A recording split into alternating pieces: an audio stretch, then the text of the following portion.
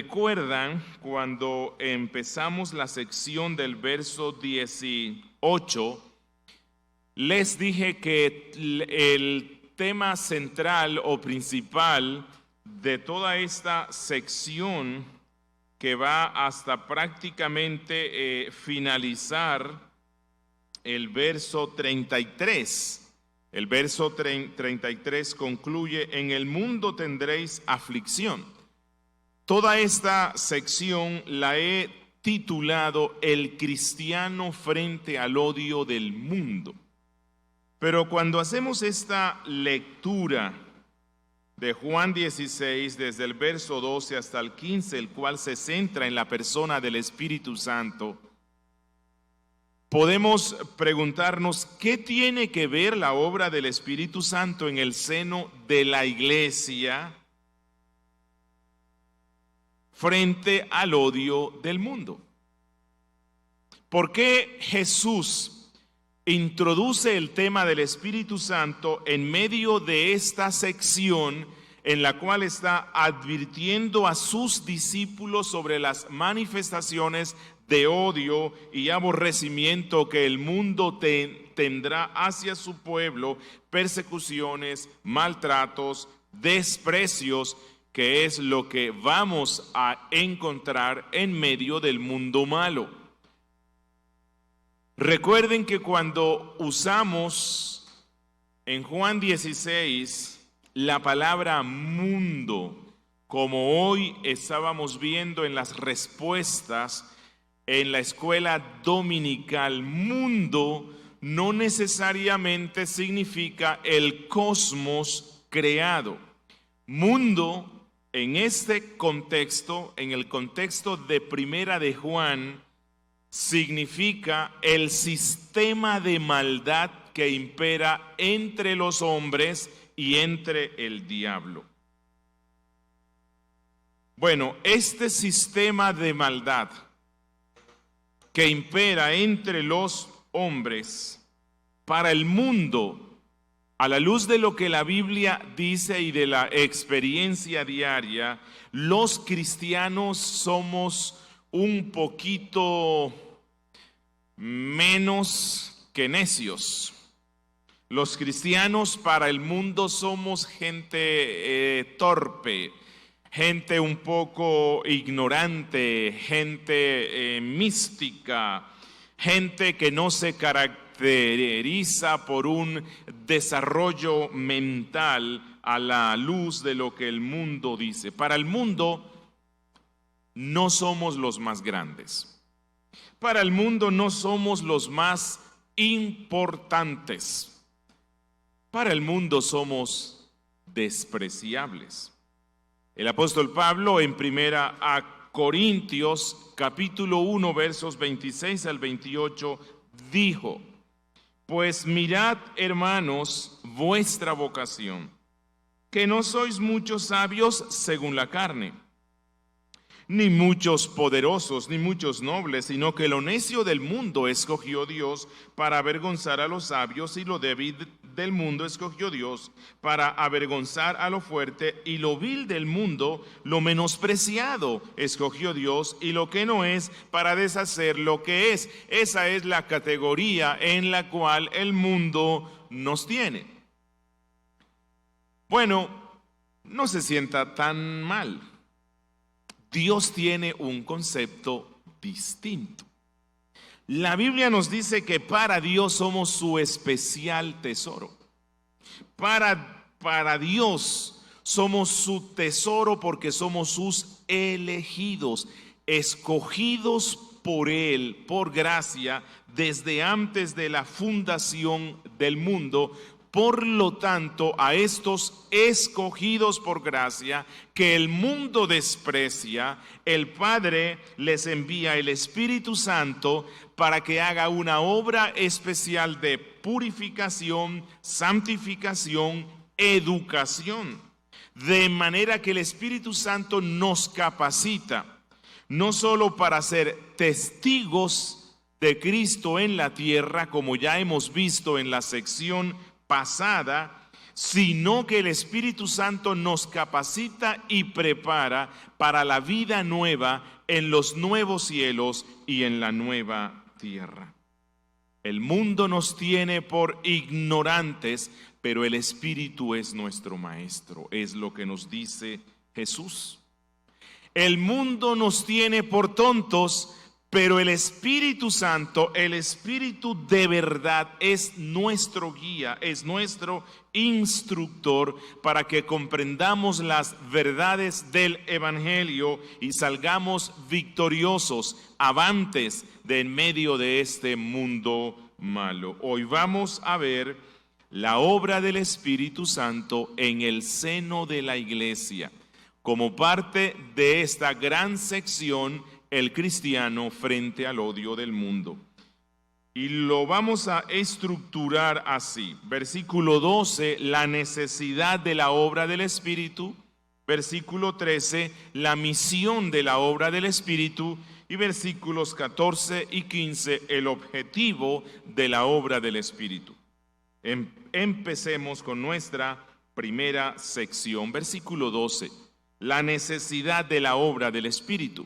Jesús, en medio de este sermón final, le dice a los 11, versículo 12, aún tengo muchas cosas que deciros, pero ahora no las podréis sobrellevar.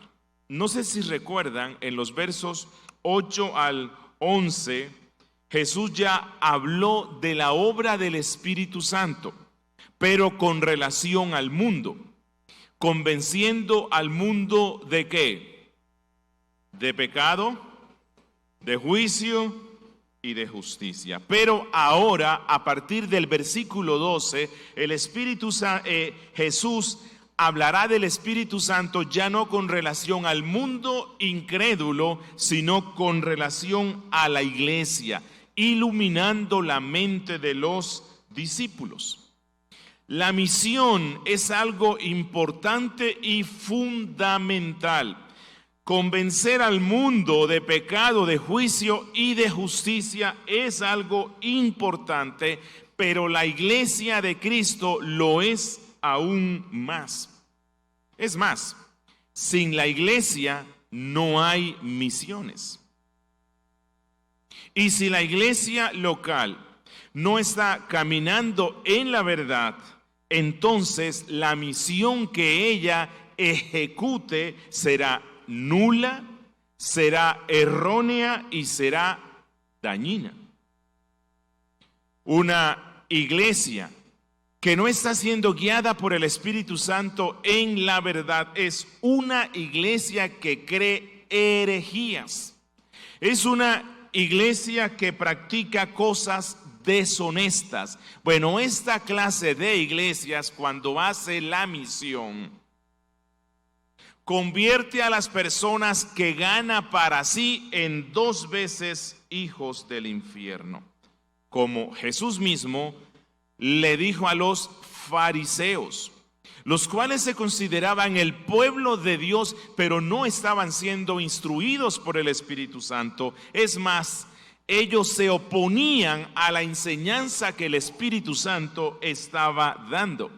Jesús en Mateo 23:15 les dijo: ay de vosotros, escribas y fariseos, hipócritas, porque recorréis mar y tierra para hacer un prosélito, y una vez hecho le hacéis 2 veces más hijo del infierno que vosotros. Hay organizaciones, instituciones y personas que no son la iglesia de Cristo, pero que se creen iglesia de Cristo o que se creen llamados a practicar la misión de Cristo, pero siendo que no tienen al Espíritu Santo de Dios guiándoles, entonces los frutos de su misión redundan en destrucción. Destrucción para ellos mismos, destrucción para los prosélitos que ellos ganan. Y la historia de la iglesia está lleno de muchos ejemplos. Solo recordemos lo que pasó durante toda la Edad Media. La doctrina cristiana cayó en una profunda decadencia, la doctrina entró en crisis. La práctica de los líderes, de los que se denominaban pueblo de Cristo, era detestable. Los sacerdotes romanos, en cabeza del Papa, estaban centrados principalmente en el poder mundano, el dinero, los bienes, el control sobre las masas, sobre los reyes, sobre las naciones. Pero cuando usted va a la Edad Media, encuentra que los templos estaban llenos, pero de pecadores no arrepentidos, los cuales en medio de una iglesia que no era guiada por el Espíritu Santo, buscaban cumplir ciertos ritos para aliviar sus conciencias, pero que les permitía continuar pecando a sus anchas. La Edad Media, en medio de esa cristiandad tan grande que abarcaba casi todo el mundo conocido, se caracterizó por borracheras, orgías, robos y toda clase de pecados que eran practicados supuestamente por aquellos que eran miembros de la Iglesia de Cristo. Bueno, la situación no ha cambiado mucho. Hoy día, no me acuerdo bien este tema del censo, pero cuando yo era joven, el porcentaje de cristianos evangélicos en Colombia no pasábamos del 1.5, creo que ya somos más del 10%. Y para esa época las congregaciones, la más grande podía ser como la nuestra, pero ya hoy aquí en Medellín y Colombia tenemos mega iglesias con miles y miles de miembros. Una cristiandad que está creciendo en número, pero que está decreciendo en doctrina. La doctrina sólida cada vez está menguando más, porque hoy día se vive un cristianismo nuevamente centrado en el placer, el bienestar carnal, en la música y predicación altamente hedonista y sensual.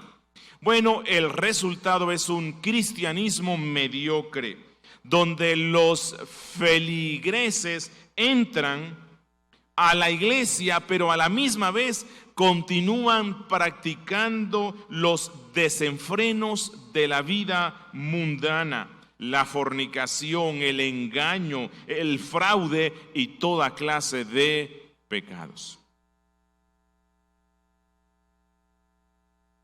¿Cómo piensan los que con esta liviandad en la doctrina y en la práctica, cómo creen ellos que pueden servir al Espíritu Santo en la tarea de conducir al impío al arrepentimiento? ¿Cómo puede una iglesia así pensar ser el instrumento del Espíritu Santo para convencer al mundo de pecado, de juicio y de justicia? Bueno, ya hemos visto que la misión principal del Espíritu Santo es guiar, es convencer al mundo, y aquí Jesús nos va a decir que es guiar a la verdadera iglesia de Dios de manera que ella ande conforme a la voluntad del Espíritu Santo y reciba la capacidad, entonces sí, para ir al mundo y ganarlo para Cristo. Cuando la iglesia está siendo guiada por el Espíritu Santo, ella tiene la capacidad de ver los peligros que surgen cada vez más dentro de este mundo malo.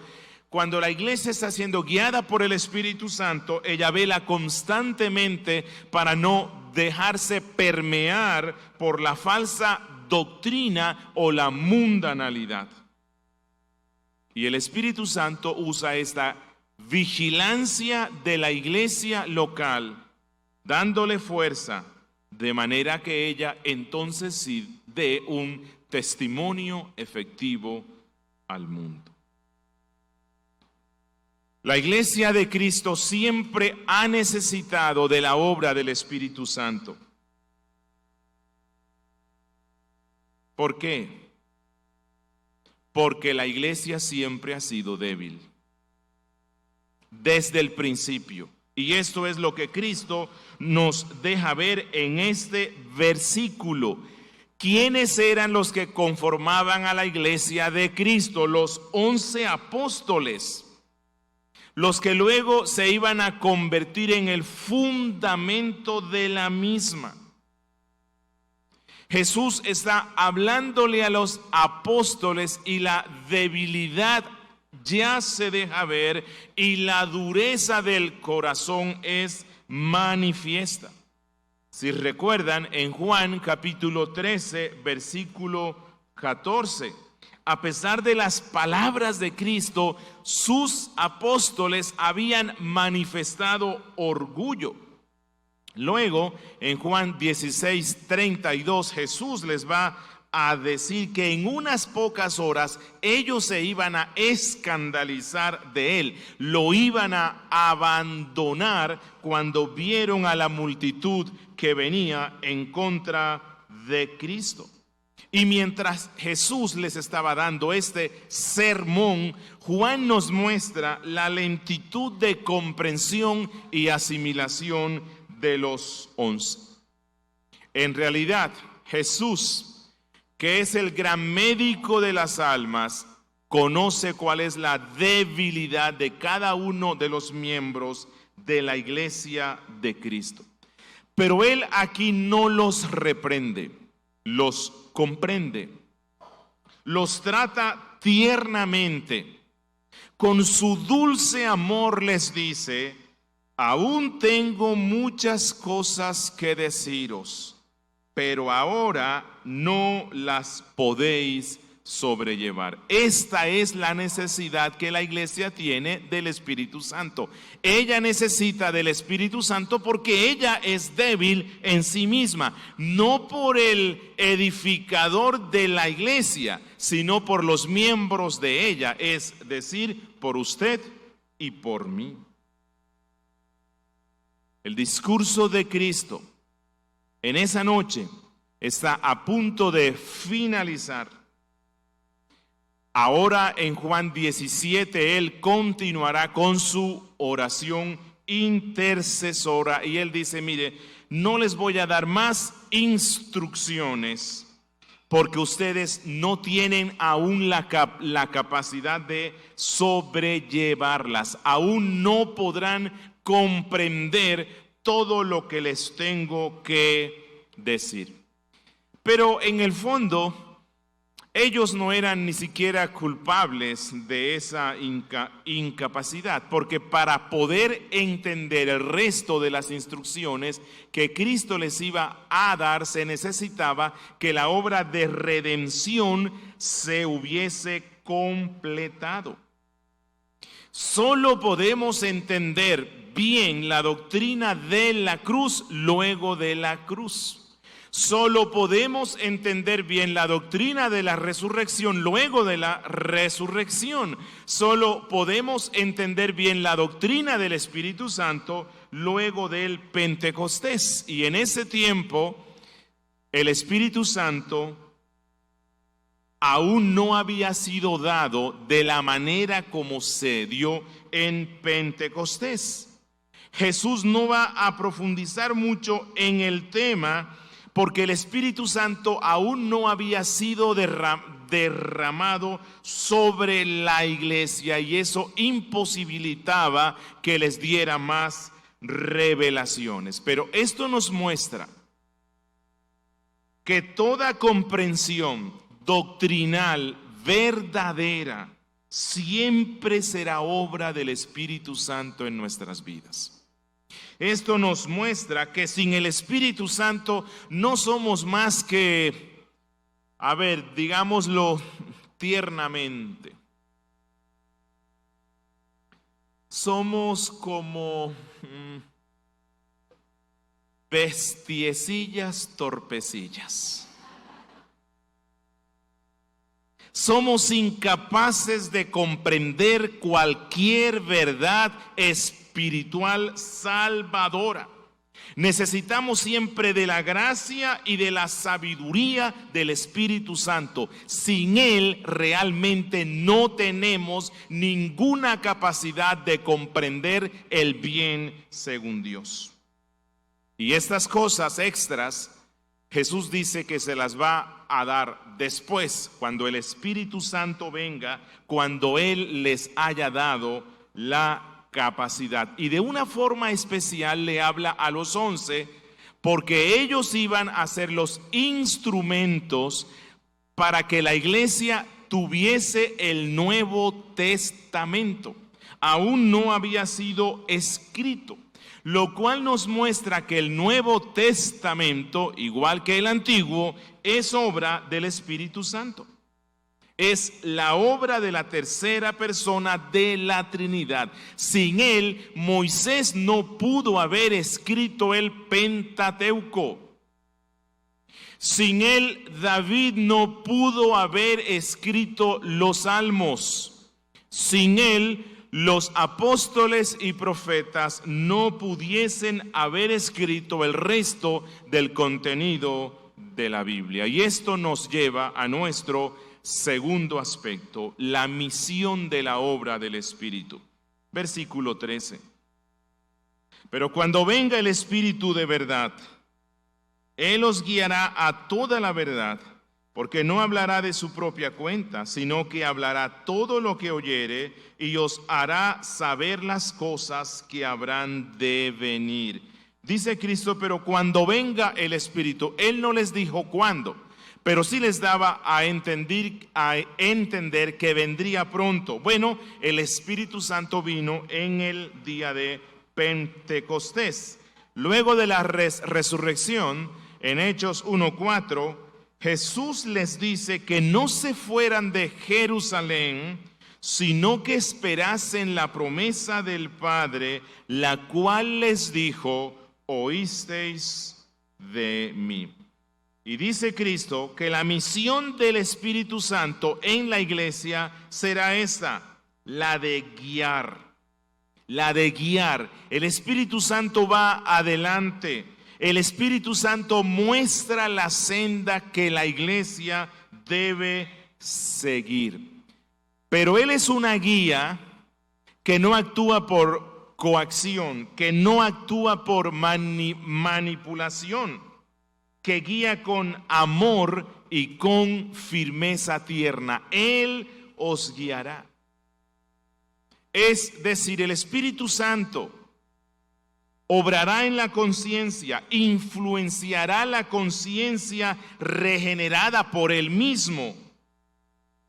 Y de una forma especial la conciencia de los 11, la conciencia de los pastores, la conciencia de los líderes, la conciencia de los que enseñan la palabra de Dios al pueblo, permitiéndoles que comprendan la doctrina de Cristo. Y la doctrina de Cristo no solamente está en el Nuevo Testamento, sino en el Antiguo. Él guía la conciencia de sus siervos para que los siervos entiendan la doctrina de Cristo desde Génesis capítulo 1. Pero no solamente esta es una promesa para los 11, para los pastores, para los predicadores, sino para toda la iglesia de Cristo. Que no importa cuán letrado, ignorante, antiguo o nuevo sea en la fe, el Espíritu Santo enseña a cada uno de los miembros de la iglesia de Cristo por medio de la palabra de Dios y los guía a la verdad que es Cristo. Que el Espíritu Santo no solo nos lleva a comprender las grandes doctrinas reveladas en la palabra, sino que el Espíritu guía nuestras voluntades para ajustarlas a esas grandes doctrinas. Que el Espíritu Santo no es meramente un instructor intelectual, no. Él está interesado en que comprendas racionalmente la doctrina de la palabra, pero Él ajusta tu corazón para que tu vida sea acorde con lo que Él dice en esa palabra. Y esto nos muestra que todo cristiano debe contar con la ayuda y suplicar la ayuda del Espíritu Santo al momento de leer la Biblia. Debe pedir la sabiduría del Espíritu Santo para que le permita comprender experiencialmente, vivencialmente lo que el Espíritu Santo quiso decir en ese pasaje. Que no se trata de que el Espíritu Santo nos va a ayudar a entender lo que algunos llaman la numerología bíblica, la cual nos conduce a llegar a conclusiones, a cómo determinar el año, el día y la hora de la venida de Cristo, o cómo van a ser sistemáticamente, cronológicamente cada uno de los eventos relacionados con la escatología bíblica. No. El Espíritu Santo está interesado en que la iglesia conozca de una forma práctica, real y verdadera la doctrina del cielo que transforma la vida de la iglesia. Y algo que nos dice Jesús es que el Espíritu guía hacia toda la verdad. Que el Espíritu Santo nunca pasa por encima ningún tema. Él no pasa por encima, él dice, no, este tema para la Iglesia Bautista, la Gracia de Dios del siglo XXI, tal vez este tema no es tan importante, me lo voy a saltar. No. Dice Cristo, él guía hacia toda la verdad. Él nunca insiste más en un punto de doctrina a costa del resto.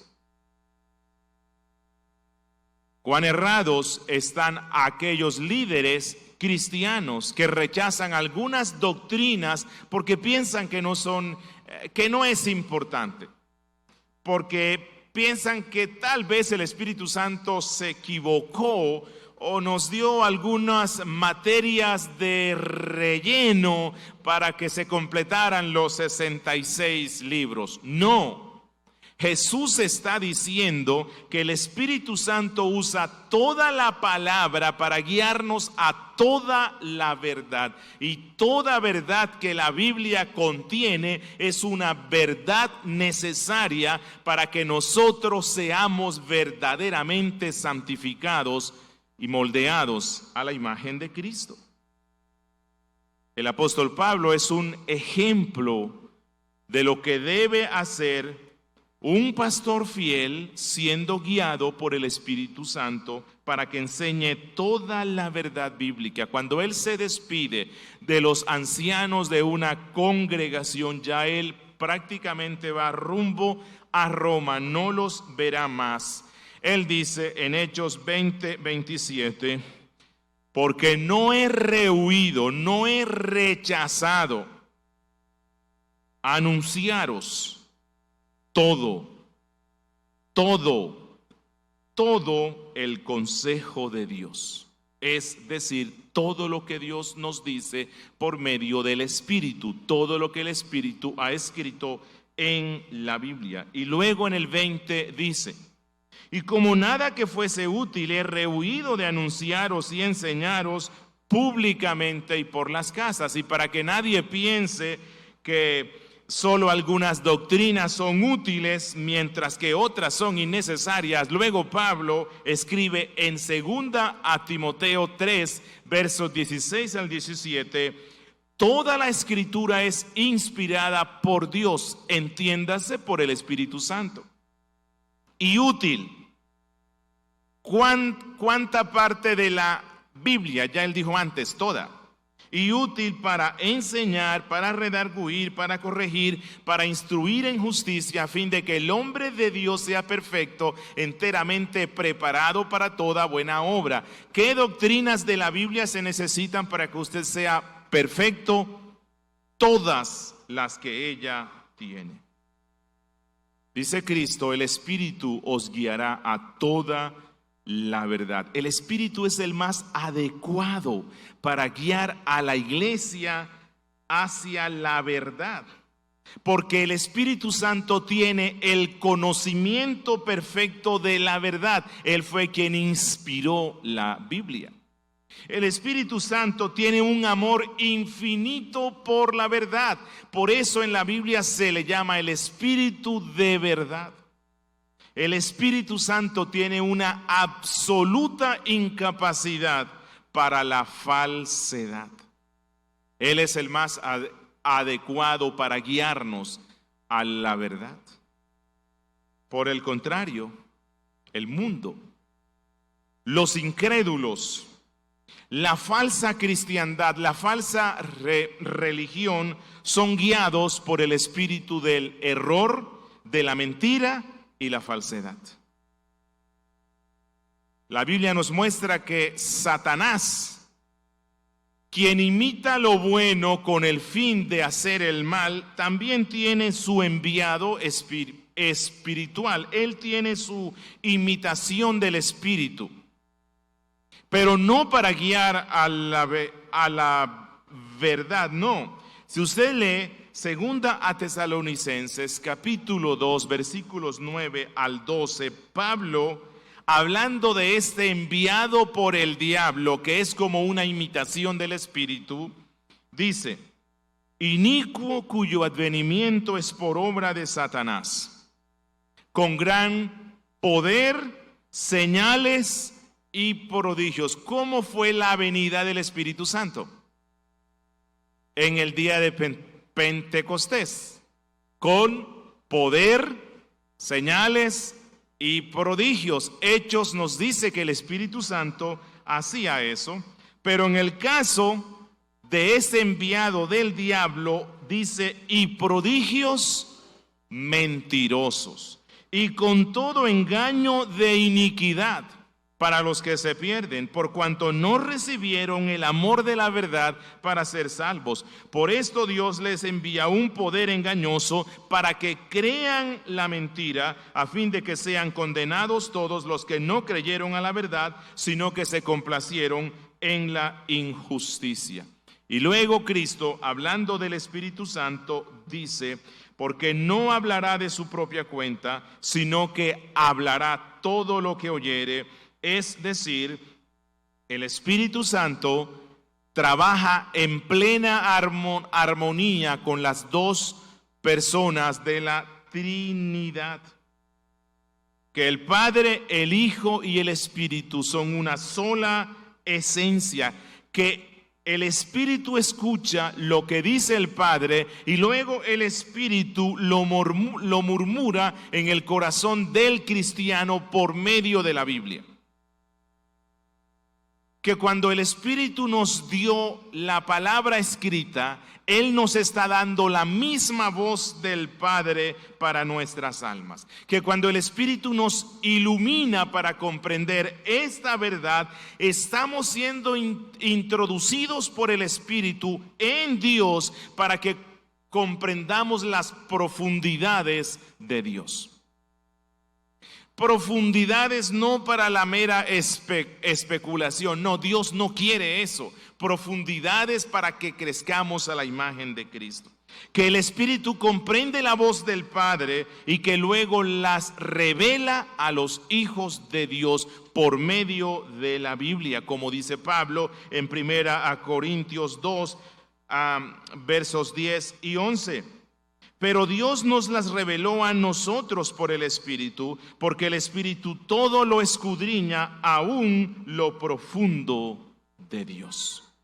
Y Cristo concluye este versículo diciendo: y os hará saber las cosas que habrán de venir. No significa que el Espíritu nos iba a contar prolijamente cada una de las cosas que iban a suceder en el mundo hasta cuando Jesús regrese, sino que nos dio por medio de los libros, especialmente los libros apocalípticos, descripciones generales de lo que pasará en el mundo, que el mundo cada vez será más malo, que la iglesia se corromperá, que Dios preservará a un pueblo y que a través de ese pueblo Dios Cristo vencerá al diablo y al mundo mismo, y que un día la gloria de Cristo será vista en esta tierra y le pondrá fin al imperio de la maldad que el diablo introdujo en el mundo,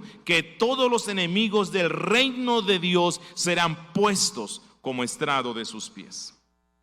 Y esto nos lleva a nuestro tercer y último punto, el objetivo de la obra del Espíritu.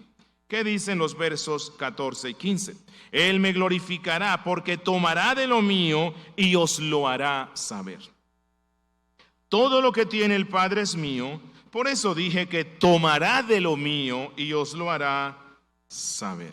Mientras el mundo, a la luz de lo que ya hemos visto en el capítulo 16, se dedica a odiar a Cristo, a aborrecer a Cristo, a menospreciar a Cristo, Jesús dice que el Espíritu Santo viene con la misión opuesta, glorificar a Cristo. Que esta es la misión principal que el Espíritu Santo tiene en la iglesia y en medio del mundo. El Espíritu Santo glorificó al Hijo por medio de la predicación de los apóstoles. Lo vemos en Hechos 2, la primera predicación evangélica de Pedro. Es una predicación que se centró en glorificar a Cristo. Lo vemos en la predicación de Esteban el mártir. Él se centró en glorificar al Hijo. Y la Biblia en los dos pasajes nos dice que ellos estaban llenos del Espíritu Santo. Entre más llenura del Espíritu tenga la iglesia, más se centrará en Cristo y menos en cualquier otra cosa. El Espíritu Santo usó a los escritores del Antiguo y del Nuevo Testamento para que nos mostraran la gloria de Cristo, resaltando las virtudes de Cristo, el poder de Cristo, la humildad de Cristo, el amor de Cristo, la perfección de Cristo. Y cuando estamos llenos del Espíritu, cuando abrimos las páginas de la Biblia, no importa dónde sea, el Espíritu nos lleva a esculcar e inspeccionar cómo puedo ver allí la gloria de Cristo y me gozo en ello. Mientras la falsa cristiandad de nuestro tiempo, el cristianismo liberal, hace los más grandes e ingentes esfuerzos por ofender la gloria de Cristo, negando la divinidad de Cristo, el nacimiento virginal de Cristo, los milagros de Cristo, la resurrección de Cristo, la segunda venida de Cristo, el Espíritu Santo está haciendo lo contrario. Él magnifica la gloria del Redentor. Por eso es que Juan luego en sus cartas dice: en esto conocemos el Espíritu de Dios y lo distinguimos de otra clase de espíritu. Todo aquel que glorifique a Cristo, ese tiene al Espíritu de Dios. Dice Cristo: Él tomará de lo mío. Es decir, tomará la esencia de la enseñanza de Cristo, especialmente de la obra de redención de Cristo, que Él es el único medio de salvación. El Espíritu Santo tomará los grandes actos redentores y los ampliará y los hará entendible en la mente de los hijos de Dios.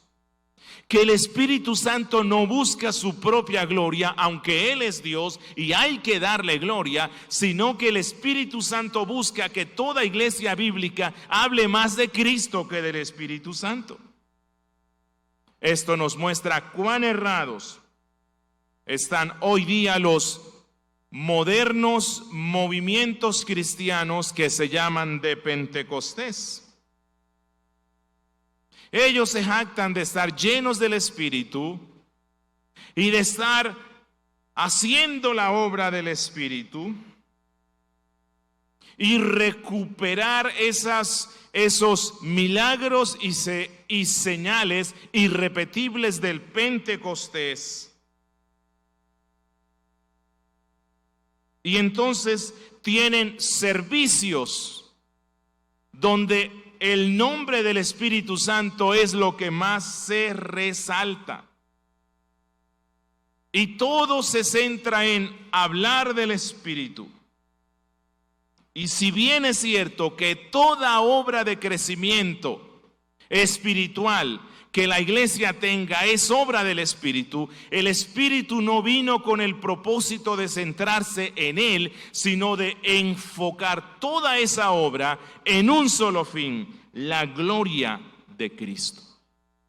Una iglesia cuyo nombre, sobre todo nombre, es el de Cristo, es una iglesia llena del Espíritu Santo.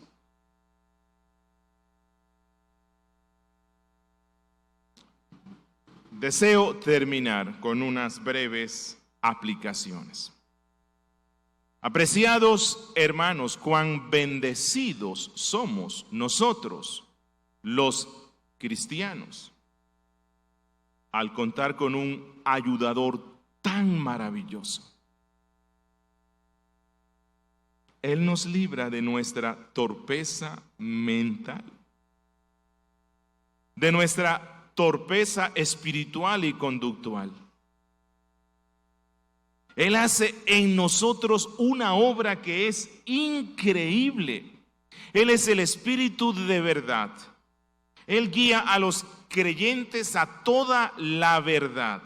Él no habla de sí mismo, sino lo que oyó del Padre y del Hijo. Él muestra a los cristianos por medio de la Biblia las grandes cosas que vendrán. Él glorifica a Cristo. Él toma las cosas de Cristo y las enseña experiencialmente a su pueblo. Por todo eso, debemos venir constantemente al Espíritu con una total confianza. Que cuando nos sintamos perplejos frente a una doctrina, clamemos al Espíritu para que nos ayude a comprenderla. Que cuando estamos leyendo un pasaje y nos parece un ladrillo duro, difícil, que no puedo extraerle la verdad esencial para la salvación de mi alma y mi santificación, puedo acudir a mi amigo el Espíritu y Él me ayudará. Que cuando no sé cómo actuar cristianamente frente a un problema o una situación difícil, puedo acudir al Espíritu Santo. Que cuando veamos que en nuestras vidas no estamos dando gloria a Cristo, porque el pecado, porque nuestra carne nos seducen y vencen constantemente, podemos acudir con confianza al Espíritu. Que cuando estamos predicando el Evangelio a alguien y nos salió siendo un filósofo o un científico con una capacidad racional impresionante y no sabemos cómo responder racionalmente a lo que nos dicen, acudamos al Espíritu Santo.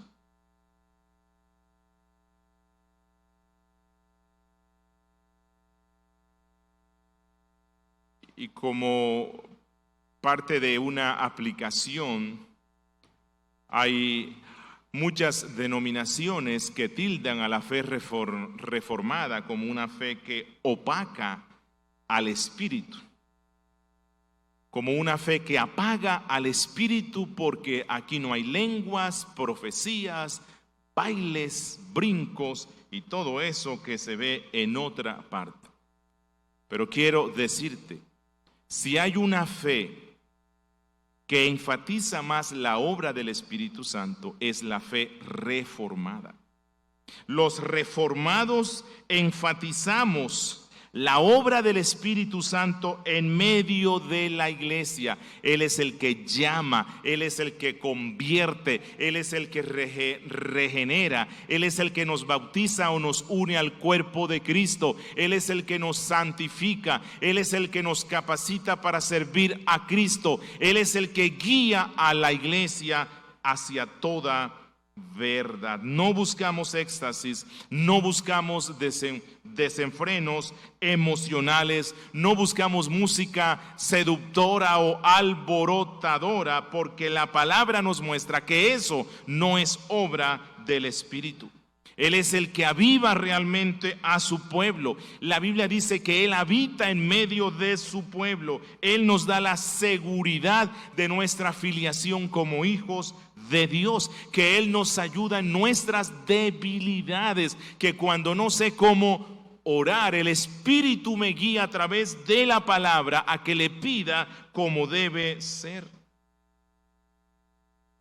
Amigo, si el Espíritu Santo no es tu guía, Satanás lo es. Si el Espíritu no te lleva a la verdad, la cual es Cristo, Satanás te llevará a la mentira, a tu ego y al mundo. Si el Espíritu no te lleva a la vida, Satanás te lleva a la muerte. Amigo, asóciate hoy a la obra del Espíritu. Busca su guía, clama a Él para que te lleve a esta verdad que es Cristo. Esto será de gran bien para tu alma. Demos gracias al Señor.